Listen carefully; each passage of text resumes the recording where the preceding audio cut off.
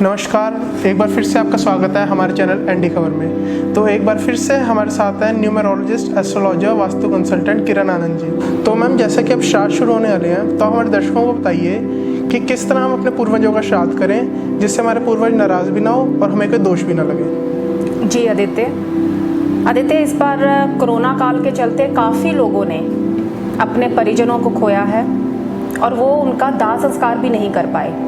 तो जैसे कि श्राद्ध शुरू होने वाले हैं जो इस बार 2 सितंबर से शुरू हो रहे हैं और 17 सितंबर तक चलेंगे। 2 सितंबर को पूर्णिमा तिथि स्टार्ट है और उसके बाद 17 सितंबर को अमावस्या तिथि है। वैसे जो पितृपक्ष के श्राद्ध हैं वो शुरू होने की तिथि है 3 सितंबर। तो देखिए, जैसे इस बार कोरोना में जिन लोगों ने अपने परिजनों को खोया है वो उनका दाह संस्कार भी नहीं कर पाए हैं, तो दाह संस्कार के लिए इस बार श्राद्धों में उनकी वो तिथि मानी जाएगी जिस तिथि में सरकार ने उनका संस्कार किया है, चाहे फिर वो उनकी डेथ से 1 दिन बाद, 2 दिन बाद या 4 दिन बाद हो। लेकिन जिस दिन उनका संस्कार हुआ है, सरकार की तरफ से ये पता चला कि आज उनका दाह संस्कार हुआ है, वो तिथि मानी जाएगी। उस तिथि पे ही उनका जो है आपको श्राद्ध करना चाहिए। मैम, जैसे कि श्राद्ध 2 सितंबर से शुरू होने वाले हैं, तो आप हमारे दर्शकों को बताइए कि श्राद्ध किसे कहते हैं और ये किन के लिए किए जाते हैं। जी देखिए, धार्मिक मान्यता है कि जो पूर्वज, जो हमारे पितर, जो हमारे परिजन जिनका देहांत हो गया है या जो अपना शरीर छोड़कर इस दुनिया से विदा हो गए हैं, उनकी आत्मा की शांति के लिए श्राद्ध किए जाते हैं। श्राद्ध यानी कि श्रद्धा से, सम्मान से उन्हें तर्पण करना, उन्हें भोजन देना। श्राद्धों का मतलब है कि श्रद्धा भाव से इस समय में अपने पूर्वजों को, अपने पितरों को याद करना। ये भी धार्मिक मान्यता है कि इन श्राद्धों के 15 दिनों में जो यमराज हैं वो जीव को मुक्त कर देते हैं और जो परिवारजन श्रद्धा भाव से इस टाइम पर अपने पितरों का तर्पण करते हैं, उन्हें उनका जो मनपसंद खाना होता है, भोजन होता है, वो अगर ब्राह्मणों को उस रूप में खिलाया जाता है, उन्हें दान दक्षिणा दी जाती है, तो पितर प्रसन्न होते हैं। ये भी माना जाता है कि कुंडली में पितृदोष बहुत बड़ा दोष बनाता है। तो जो लोग अपने पितरों का तर्पण करते हैं, उनका श्राद्ध करते हैं और अगर श्रद्धा भाव से दिया गया उनका ये तर्पण पितर ग्रहण कर लेते हैं, तो वो जातक अपने जीवन की बहुत सी समस्याओं से मुक्त हो जाता है। इस बार श्राद्ध 2 सितंबर को शुरू हो रहा है जो 17 सितंबर तक है, यानी कि पितृ विसर्जन का दिन जो है वो है 17 सितंबर, यानी कि अमावस्या की तिथि। और पितर किसे कहते हैं ये भी जानना बहुत ज़रूरी है कि पितर क्या होते हैं। ज़रूरी नहीं है कि पितर आपके घर का कोई बुज़ुर्ग, आपके माता पिता, सास ससुर या कोई बुज़ुर्ग हो। ये घर का कोई बच्चा भी हो सकता है जिसकी कोई अकाल मृत्यु हो गई हो, कोई जवान भी हो सकता है, कोई महिला भी हो सकती है, कोई पुरुष भी हो सकता है। तो ये सब पितर ही कहलाए जाते हैं। और श्राद्ध के इन 15 दिनों में वो जिस तिथि को वो अगर उनका देहांत हुआ है वो तिथि इन श्राद्धों के 15 दिनों में ज़रूर आती है। तो श्राद्धों के इन 15 दिनों में उनकी उस तिथि के अनुसार अगर उनको श्रद्धा भाव से सम्मान के साथ तर्पण किया जाता है तो उनकी आत्मा प्रसन्न होती है, वो आशीर्वाद देते हैं। और इस तरह उनके आशीर्वाद देने से आप अपने जीवन की काफ़ी समस्याओं को ख़त्म कर लेते हैं। मैम, तो इस कोरोना काल में किस तरह हम घर बैठे अपने पितरों का श्राद्ध कर सकते हैं जिससे उनकी आत्मा को शांति मिले। जी, इस बार कोरोना काल में हमें घर पर ही रह के अपने पितरों का श्राद्ध और तर्पण करना है।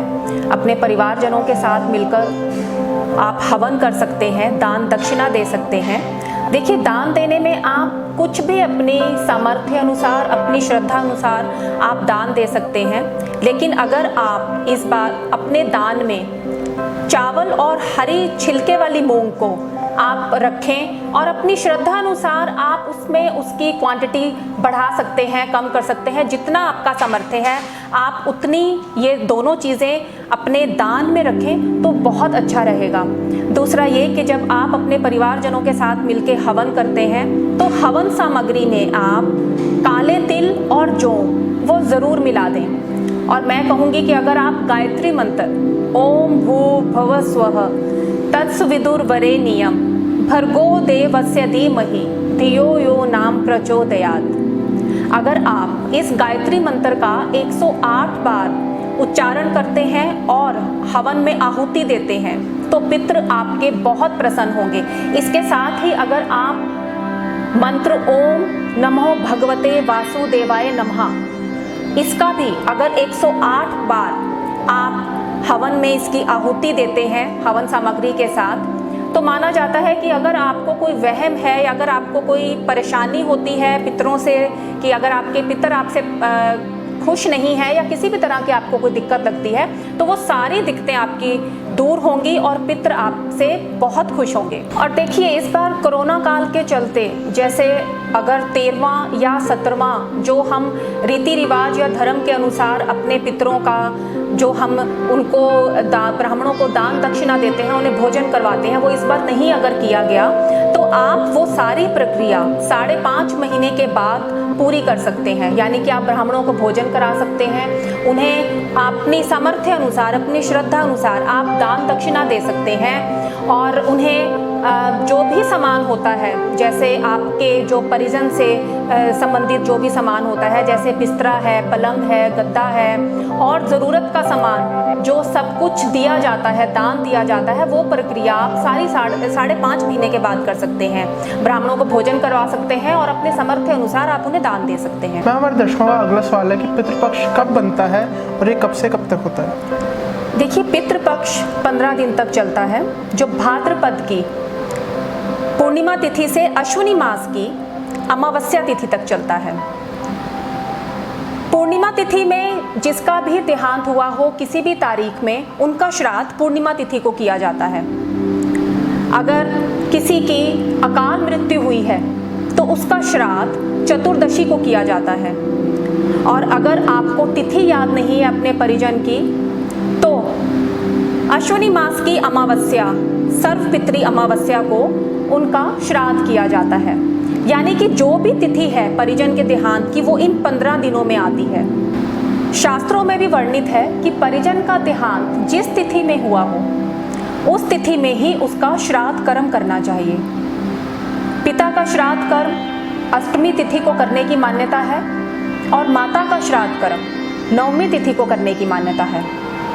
इस बार पूर्णिमा श्राद्ध 2 सितंबर को है, पंचमी श्राद्ध 7 सितंबर को है, अष्टमी श्राद्ध 10 सितंबर को है, एकादशी श्राद्ध 13 सितंबर को और सर्व पितृ अमावस्या श्राद्ध 17 सितंबर को है। तो मैम हमें इन श्राद्धों में किन चीज़ों का ध्यान रखना चाहिए जिससे हमारे पितृ प्रसन्न रहें और हमें कोई दोष भी ना लगे?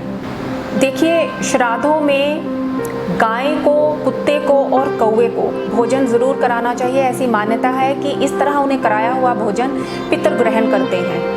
कोशिश करें कि पितरों का मनपसंद भोजन ही आप दान में दें, ब्राह्मणों को दान दक्षिणा दें और उन्हें अपनी सामर्थ्य अनुसार आप कुछ भी वस्तु दे सकते हैं, कपड़ा दे सकते हैं, अन्न दे सकते हैं। साथ ही आप कोशिश करें कि अपने घर को साफ सुथरा रखें और लड़ाई झगड़ा ना करें। और इन 15 दिनों में घर में मांस मदिरा का आप सेवन बिल्कुल ना करें। आप कोशिश करें कि महिलाएं और पुरुष इन 15 दिनों में अपने बाल ना कटवाएं। कोशिश करें या ध्यान रखें कि इन 15 दिनों में किसी भी पशु और पक्षी को नुकसान ना पहुंचाएं। श्राद्ध अपने परिजनों की तिथि पर ही करें और कोशिश करें कि उनका मनपसंद भोजन ही आप उस दिन बनाएं। तो मैम आपसे बात करते करते मेरे अंदर अभी भी एक जिज्ञासा है कि पितृपक्ष की शुरुआत किस तरह हुई है? देखिए इसके पीछे भी आदित्य एक धार्मिक पौराणिक कहानी हम कहेंगे कि है। महाभारत काल से जो इसके पीछे कहानी है कि पितृपक्ष की शुरुआत कैसे हुई, कि महाभारत में जब दानवीर कर्ण का निधन हुआ तो उनकी आत्मा स्वर्ग पहुंची और जब उन्हें नियमित भोजन दिया जाने लगा तो वो भोजन में उन्हें सोने के आभूषण दिए जाते थे। इससे वो बड़े परेशान हुए। उन्होंने भगवान इंद्र से इसका कारण जानने की कोशिश की कि ऐसा क्यों, मुझे खाने में अन्न क्यों नहीं दिया जाता, सोने के आभूषण क्यों दिए जाते हैं। तो इंद्र ने कहा कि तुमने अभी तक हमेशा सोने के आभूषणों का ही दान दिया है और तुमने अपने पूर्वजों का तर्पण नहीं किया। तो इस पर कर्ण ने ये जिज्ञासा दिखाई कि मुझे तो पूर्वजों का पता ही नहीं कि उन्हें तर्पण कैसे दिया जाता है। तो भगवान इंद्र ने उन्हें 15 दिन की अवधि के लिए धरती पर भेजा कि आप जाइए और जाकर अपने पूर्वजों का तर्पण कीजिए। तो माना जाता है कि उस टाइम से, महाभारत काल से, इन 15 दिनों का, पितृपक्ष का, ये श्राद्धों का, ये एक ऐसा अवसर आने लगा जिस पर हम अपने पूर्वजों का श्राद्ध और तर्पण कर सकें ताकि उनकी आत्मा को शांति मिले। तो ये थी हमारे साथ किरण आनंद। उम्मीद है आपको हमारा वीडियो पसंद आया होगा। अगर आपको कोई और जानकारी चाहिए तो आप हमारे कमेंट बॉक्स में लिख सकते हैं। अगर आपको ये वीडियो पसंद आया तो हमारा वीडियो लाइक करें एंड सब्सक्राइब करें हमारा चैनल एंडी खबर। Thank you.